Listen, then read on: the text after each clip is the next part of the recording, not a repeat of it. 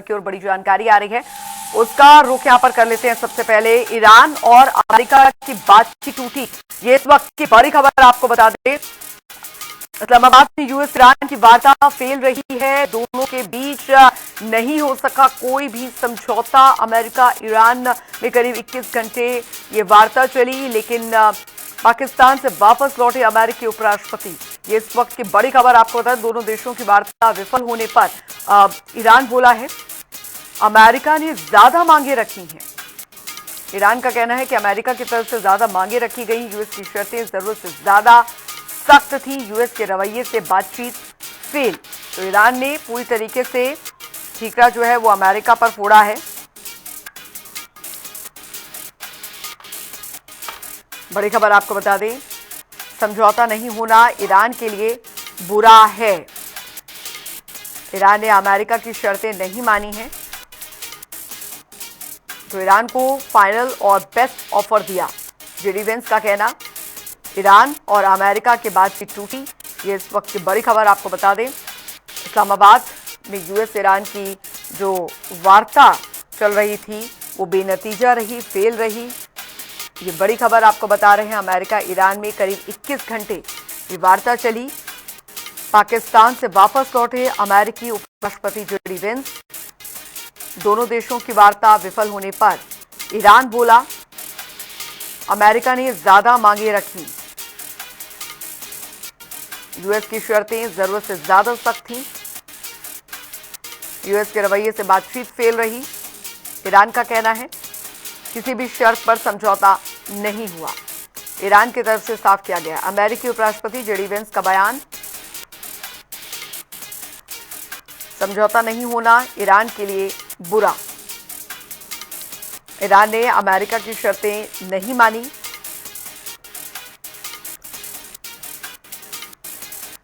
इस वक्त की बड़ी खबर आपको बता दें, ईरान और अमेरिका की बातचीत टूटी, ये बड़ी खबर आ रही है। इस्लामाबाद में यूएस ईरान की वार्ता जो है वो फेल रही है, दोनों के बीच नहीं हो सका कोई भी समझौता।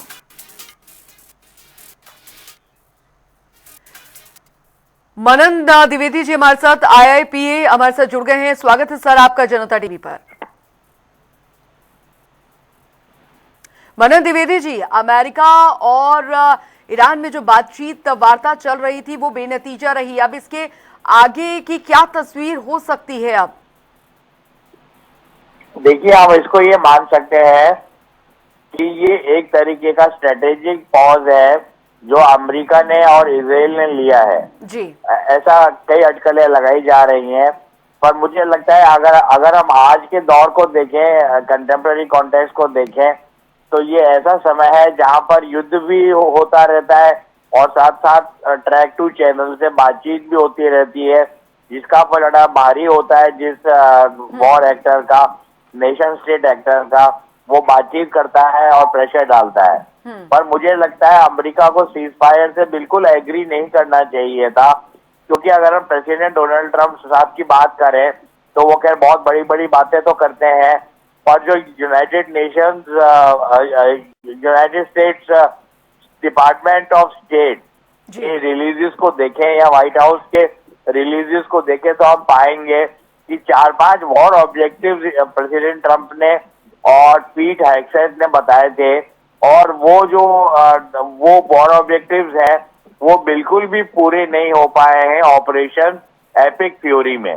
तो अगर अमेरिका विड्रॉ कर जाता है बिना अपने ऑब्जेक्टिव्स को पूरे किए हुए, तो इससे बड़ी स्थिति खराब होगी, क्योंकि अमेरिका के ऊपर पहले भी कई वर्षों से, 30-40 वर्षों से ये लांछन लगता है कि वो इंटरफेयर तो करता है मिलिटरीली, जो अपने आप में क्वेश्चनेबल होता है, और उसके बाद वो चीजों को कंप्लीट नहीं करता, अपने मिशंस को और अपने जो उसके जो कवायद होती है और बिना कंप्लीट किए हुए लौट जाता है। जिसका सबसे बड़ा उदाहरण है कि अफगानिस्तान में 2021 में अमेरिका के सोल्जर्स और अमेरिका के सारे कॉन्ट्रैक्टर्स और उनके ऑफिसर्स, बिजनेसमैन वगैरह सब निकल गए थे और तालिबान ने वहां पर काबिज हो गया था। तो मुझे लगता है कि एक तरह की पुनरावृत्ति हो रही है, जिससे कि अमेरिका की जो किल पोटेंशियल है या ताकत की जो उनकी आर्ग्यूमेंट है, पावर का, शक्ति का जो उनका आर्ग्यूमेंट है, वो पूरी तरीके से खत्म होता है, जो अमेरिका की वैश्विक इमेज के लिए बिल्कुल घातक है। ऐसा ही काम उन्होंने वहां नॉर्थ कोरिया के साथ भी किया, और जापान कई बार कंप्लेन करता है कि अमेरिका का जो सिक्योरिटी अम्ब्रेला है वो बहुत सेलेक्टिव है। जी, मैं यही कहना चाहूंगा। मनन द्विवेदी जी, लेकिन ये जो वार्ता रही ये बेनतीजा तो रही है, लेकिन दोनों ही तरफ से ये कहना है, एक तरफ ईरान कह रहा है कि देखिए जो शर्तें रखी गई यूएस की तरफ से वो बहुत ज्यादा थी, लेकिन दूसरी तरफ अमेरिका की तरफ से कहा गया है कि देखिए बेस्ट ऑफर जो था वो ईरान को दिया गया था, लेकिन अब इसके दूरगामी प्रभाव न सिर्फ इन दोनों देशों बल्कि पूरी दुनिया को भुगतने पड़ रहे हैं। इम्पैक्ट है पूरी दुनिया पर इसका। ये बिल्कुल, मैं ये कहना चाहूंगा यहाँ पर कि ईरान का जो मुख्य लड़ाई ये थी, मुख्य कॉन्फ्लिक्ट ये है अमेरिका और ईरान में।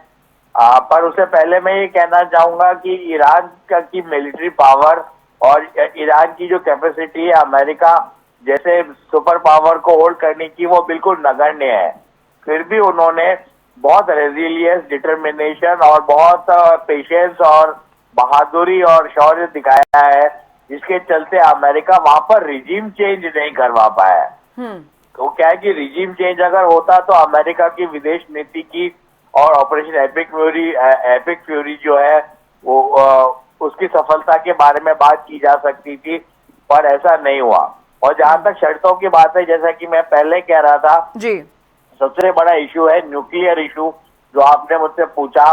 कॉम, फॉर्दो, इस्फहान और नतांज, ये कुछ ऐसे इंस्टॉलेशन है जहां पर यूरेनियम 235 का सेंट्रीफ्यूज किया जाता है, एनरिच किया जाता है यूरेनियम 235 को, और ये 60% से 90% अगर ईरान कर लेगा, उसके बारे में क्लैरिटी नहीं है कि कर लिया है या नहीं, तो न्यूक्लियर वेपन्स को भी बना सकता है और अपने मिसाइल्स और ड्रोन्स और कॉम्बैट एयरक्राफ्ट में वो न्यूक्लियर बॉम्ब्स भी बिठा सकता है, जो कि बहुत घातक हो सकता है पूरे विश्व के लिए और वेस्ट एशिया के लिए। तो सबसे बड़ा मुद्दा ये है। और अब देखने वाली बात है कि ईरान तैयार नहीं है पूरी तरीके से अपने न्यूक्लियर, जो शर्तों की बात आपने की, न्यूक्लियर फैसिलिटीज को रोकने के लिए, या इंटरनेशनल एटॉमिक एनर्जी एजेंसी उनके द्वारा मॉनिटरिंग और वेरिफिकेशन रिजीम को अपने संस्थानों पे लगाने की। तो जब तक ये चीज पूरी नहीं होती है तब तक वार्ता शायद नहीं होगी और सक्सेसफुल नहीं हो सकता।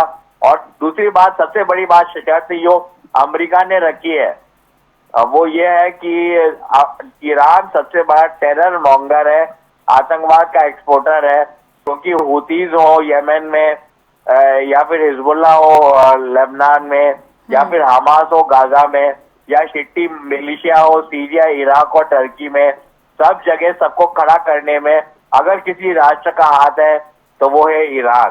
तो अमेरिका ने ये भी पहल की है कि ईरान ये सपोर्ट बंद करे, जो कि पिछले 50 वर्षों से, 40 वर्षों से, ये 1978 के बाद से, जब से शाह पहलवी की रिजीम को हटाया गया ईरान में, तब से ये काम कर रहा है।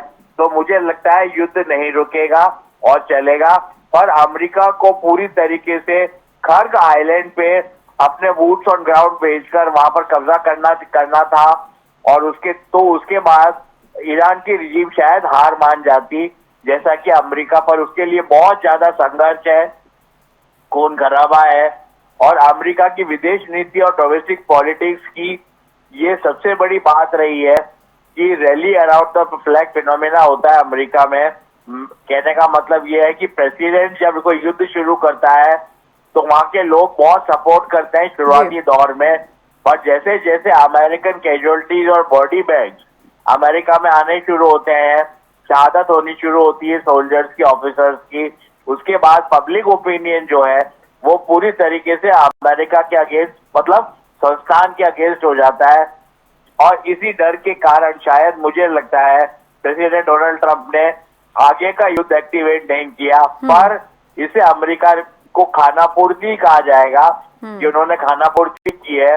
और ईरान भी बड़ा सबल तरीके से, ईरान ने भी क्या कहते हैं, प्रतिरक्षा की, डिफेंड किया, तो वो भी नहीं मान रहा है। पर मुझे लगता है ये अमेरिका का अगर स्ट्रेटेजिक पॉज है तो अच्छी बात है, वरना अमेरिका का जो स्टेटस है हेजीमॉन का और सुपर पावर का, वर्ल्ड कॉप का, अंकल सैम का, वो पूरी तरीके से ध्वस्त होने के कगार पर है। मैं ये कहना चाहूँगा। बहुत बहुत शुक्रिया मनन द्विवेदी जी हमारे साथ जुड़ने के लिए। IIPA हमारे साथ जुड़े और विशेष तौर पर विस्तार से उन्होंने बताया कि क्या कुछ इम्पैक्ट जो है वो हो सकता है US और ईरान के बीच जो बातचीत फेल हुई है उसके बाद अब स्थिति जो है वो बहुत महत्वपूर्ण हो जाती है पूरी दुनिया के लिए।